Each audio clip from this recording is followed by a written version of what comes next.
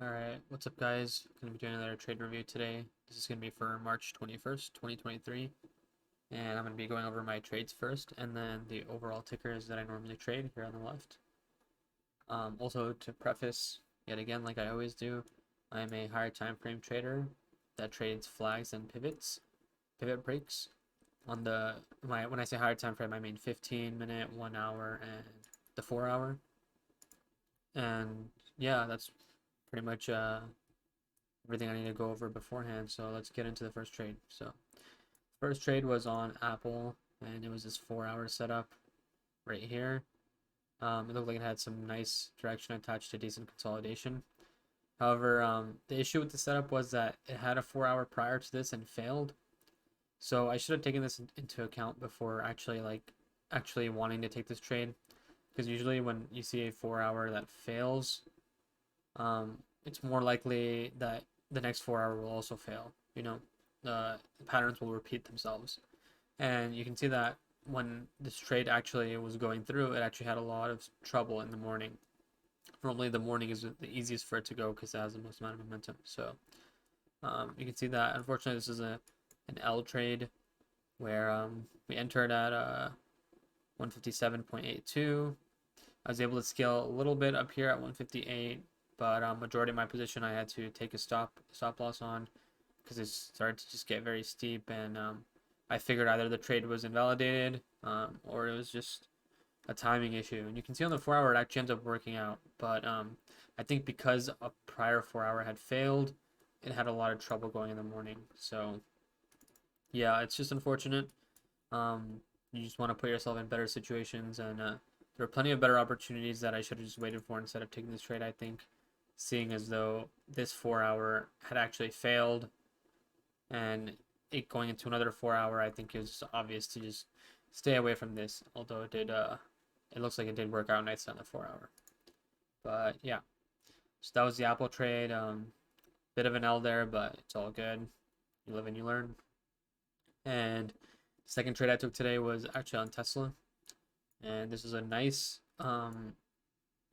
it's a nice 1 hour thesis, and I think I also looked at it on the 15 and it looked pretty good to me as well. So I used both those time frames to create a thesis to take this trade. And as you can see, it broke quite nicely on the 5. Got some nice scales. I think yeah, so we entered right here at 192.7 and we were able to get up to 195 on this trade, which is really really good. It pretty much covered the loss on the Apple trade, and yeah, pretty much made me very very slightly green on the day, but I mean I pretty much consider a break even. So yeah, and that's pretty much all I have to say about this trade. It's a nice 1 hour thesis. As you can see, it's a clean break, and on the 5 minutes, some great momentum. And I think something to note actually is that there was another opportunity here on the 15 where you could have gotten as well. I wish I was here taking this trade. The only issue I really had with this trade initially with Tesla was that at the same time that this was happening, AMD was making a bearish setup.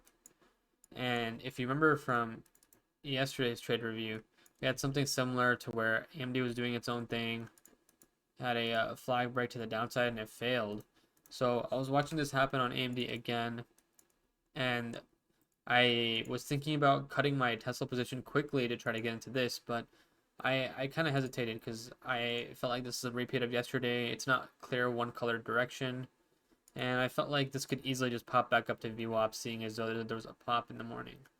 But it actually ended up pushing down while Tesla was consolidating and trying to push up. So that's why I didn't take the AMD trade, and there wasn't really a 1 hour thesis behind it either, like there was on Tesla. So I decided to just pass on the trade.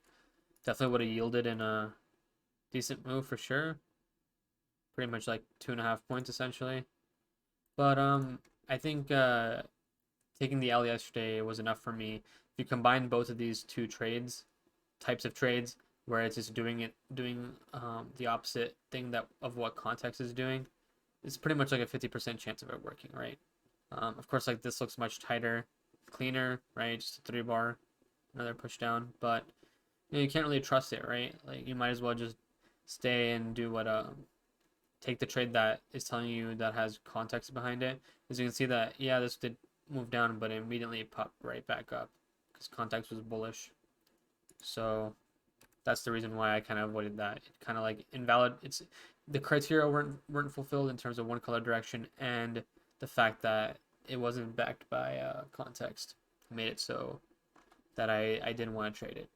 But it's definitely hard sometimes not taking a trade like this where it looks very clean on this part. Obviously not here, but here really makes you want to take it because it looks very clean and nice. But yeah, Tesla had some great opportunity.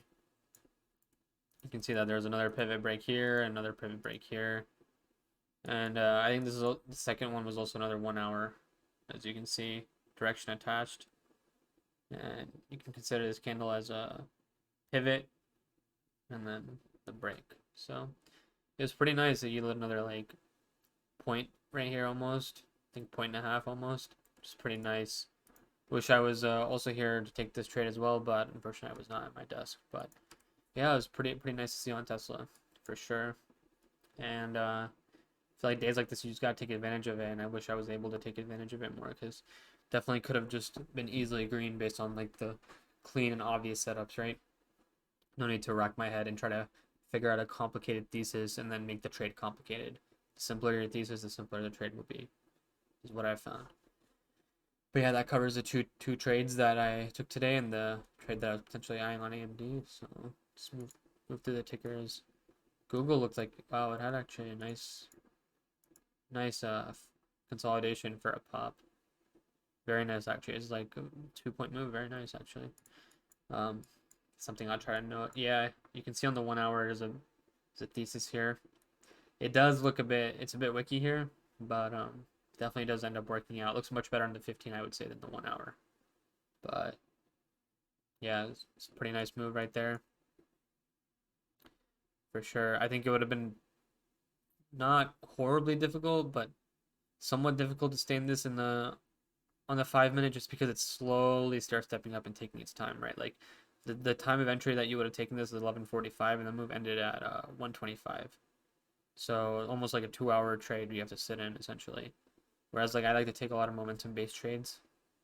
I mean, I'm not going to complain if I have to sit through this and be green the whole time, but just like a preference type thing, you know? But it's pretty good on Google. I'll have to make sure I note that down, but that was very good.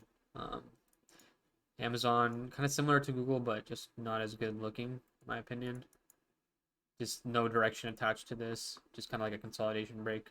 Whereas Google had some baby direction here. You can consider, you know, 2 points of direction and then just consolidation of 1.5 and then nice pop. So Google was definitely much better in terms of visually. Nvidia was just kind of chopping around in the open. That's also what was making me hesitate on the AMD trade that I talked about prior, because this was just basically doing the same thing that I did yesterday. If we look at it, where I just kind of pushed down and started fiddling around with VWAP, right? It's not the exact same, but that's essentially what it was doing, fiddling around with VWAP while AMD was dumping. And so I wasn't really sure, like, because AMD really didn't have anything backing it. It was just doing the bearish push itself. So yeah, nothing really here in my opinion. There's much better opportunities on Tesla and Google for sure. Apple had the 4 hour thesis on that, but should have avoided it due to the previous 4 hour failing. It did end up working out, but just had the issue of it in the morning not playing out, unfortunately. But yeah, that's what happens, right? You want to take the setups that are more likely and are more likely to we're more likely to have a setup to work if you've seen it work prior. If it hasn't worked prior, then you know it's more than likely going to fail, right? So that was the issue with that. QQQ. Don't really like this too much. It's kind of just fiddling around with VWAP and then just pushing up. So nothing there intraday wise. SPY, same thing. Just kind of tangling with VWAP. And then getting directional towards the end of the day. IWM, yeah, just not much movement at all right there, if I'm being honest.